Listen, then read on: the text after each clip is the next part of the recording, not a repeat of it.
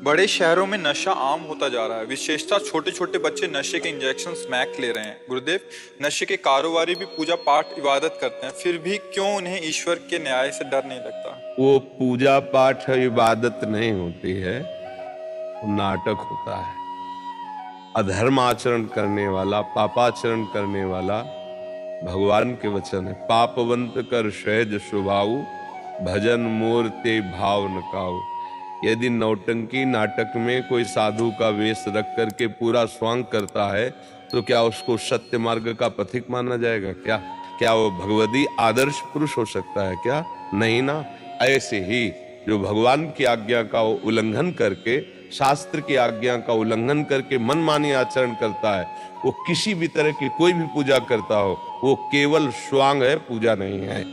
सत्य पर चलने वाला एक भी फूल न चढ़ाए तो उसके पांचों प्राण भगवान में समर्पित हैं और वो सच्चे पूजा कर रहा है भगवान की। भले वो फूल चंदन न चढ़ाता हो, अब वो किसी भी डिपार्टमेंट का हो, चाहे साधु डिपार्टमेंट हो, चाहे वो जनरल किसी भी अधिकार पद पे हो, यदि वो सत्य को स्वीकार नहीं करता, हमारी भारतीय शास्त्रीय संविधान को स्वीकार नहीं करता, वो केवल स्वांग है, स्वांग। अच्छा, इन लोगों की जो उन्नति दिखाई देती है उसका आंतरिक रहस्य है। हमारे भागवतिक विधान का एक नियम है कि जैसे आप अच्छे कर्म शुरू करो, बहुत धर्म से चलना, नियम से चलना, अब आपका पाप कर्म आपके ऊपर हावी कर दिया जाएगा, ये विधान है। क्योंकि पूर्व का जो पुण्य है और अब आप सत्कर्म में चल रहे हो, तो आपका जो बीच में पाप कर्म बाधा पहुंचाएगा उसको पहले नष्ट किया जा रहा है। सच्ची मान लेना, भगवान की वही उपासना है जो ठीक से चले। अब सबसे बड़ी कमी हो रही है कि ना हमें सत्संग मिल पा रहा है, नए बच्चों को सत्संग नहीं मिल पा रहा है। तो शास्त्र स्वाध्याय करने पर पुण्य होता है, बुद्धि पवित्र होती है, और फिर मनुष्य का क्या कर्तव्य निर्णय होता है।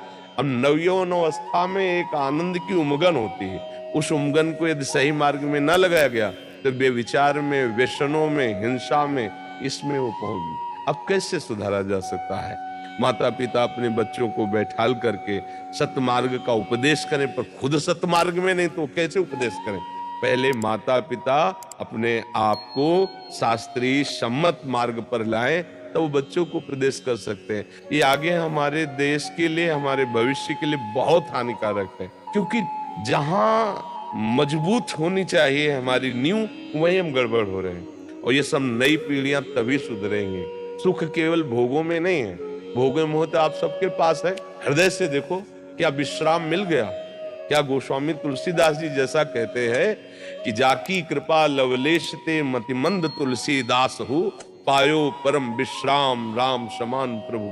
अगर सही सुख मिल जाएगा तो रोम रोम प्रफुल्लित होकर सुधारा बहेगी, और हृदय से भगवान से भी कहोगे कि अब कछुनाथ न चाहे, बहुत है, बस आप अपना प्रेम दीजिए। अब ये अवस्था, जैसे 20 वर्ष तक आप ब्रह्मचर्य रहे, फिर गृहस्थ में जाए तो आपका कुछ नहीं बिगड़ने वाला। जैसे गेहूं की फसल है ना, एक किसानी भाषा में उसे गलेत कहते हैं। गलेत माने अभी बाली आ रही है, अब आप काट लीजिए, एक भी दाना आपको नहीं मिलेगा, और 1 महीने रुक जाइए, वो परिपक्व दाना हो जाए तो 60 मन 50 मन उसी में खेत में निकलेगा। ऐसे ही ब्रह्मचर्य की जब ये नव किशोर अवस्था होती, इसको ब्रह्मचर्य में रखना चाहिए, और जहां वो पाणी ग्रहण संस्कार आदि गृहस्थ में जाए कुछ नहीं बिगड़ेगा, क्योंकि उसका ब्रह्मचर्य पुष्ट रहा है। अब वो अवस्था के अनुसार गृहस्थ का भोग करने के बाद उसे विरति हो जाएगी, क्योंकि पहले ब्रह्मचर्य रहा है।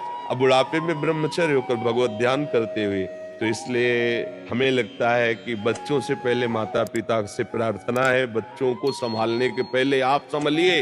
यदि आप शराब पीते हैं, आप मांस खाते हैं, आप व्यसन करते हैं, आप व्यभिचार करते हैं, तो आप आशा मत रखिए कि आपका बच्चा दैवी संपत्ति से युक्त हो जाएगा, आपका बच्चा बहुत अच्छे आचरण करेगा। आशा मत रखिए, क्योंकि आपके आचरण ही प्रथम आचरण है। पुत्र का सबसे बड़ा गुरु माँ होती है। मंदालशा ने अपने पुत्रों को निश्चय किया ब्रह्म प्राप्ति करानी है, तो सब पुत्रों को ब्रह्म प्राप्ति करा दी। नौटंकी देखी थी जब बच्चे थे स्कूल में, सुल्ताना डाकू की, तो उसने पूछा आपकी कोई अंतिम इच्छा? उनका माँ के दर्शन करना चाहता हूँ, एक बार गले लगना चाहता हूँ। माँ जी आई तो ऐसे दांत भर के नाक काट ली माँ की।